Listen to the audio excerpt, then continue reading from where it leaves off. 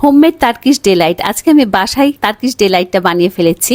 দেখুন কতটা সফট, যতটাই সফট ছিল ততটাই জুসি। আজকে আমি আনারসের জুস দিয়ে টার্কিশ ডিলাইটটা বানাবো। এজন্য আমি এখানে একটা আনারস নিয়ে নিয়েছি।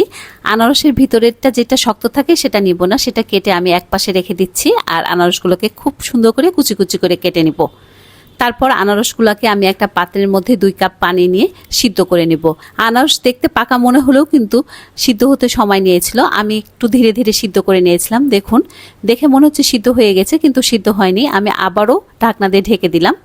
দেখুন এখন কিন্তু সিদ্ধ হয়ে গিয়েছে। আপনারা যে কোনো পাকা ফল দিয়ে এভাবে ডিলাইটটা বানাতে পারেন। এখন আমি ছাঁকনির মধ্যে আনারসটা ঢেলে নিব। তারপর হাত দিয়ে খুব ভালো করে চেপে চেপে সবটুক রস বের করে নিব। যতটা ভালো করে রস বের করতে পারবেন ততটাই কিন্তু মজা, টকটক ভাব থাকবে, ভাল লাগবে। এখন ওই হাঁড়ির মধ্যে আমি আনারসের জুসটা দিয়ে দিচ্ছি। তার মধ্যে আমি 1 কাপ চিনি দিয়ে দিলাম। যারা চিনি কম পছন্দ করেন তাহলে কম চিনি দিবেন। আবারও একটু পানি দিয়ে দিলাম, আমার কাছে মনে হচ্ছে একটু পানি লাগতে পারে। তারপর যেখান থেকে আমি আনারসের জুসটা বের করেছিলাম সেখান থেকে কিছুটা আনারস আমি এখানে দিয়ে দিলাম। তাহলে ডিলাইট খাওয়ার সময় মুখে পড়লে ভাল লাগবে, এই জন্যই দিয়েছি। যারা একদম ক্লিয়ার পছন্দ করেন তারা দিবেন না। এখানে আমি আধা কাপ কর্নফ্লাওয়ারের সাথে আধা কাপ পানি মিক্সড করে রেখেছিলাম, সেটা দিয়ে দিচ্ছি। তারপর নাড়তে নাড়তে ঠিক এভাবে গাঢ় হয়ে যায়।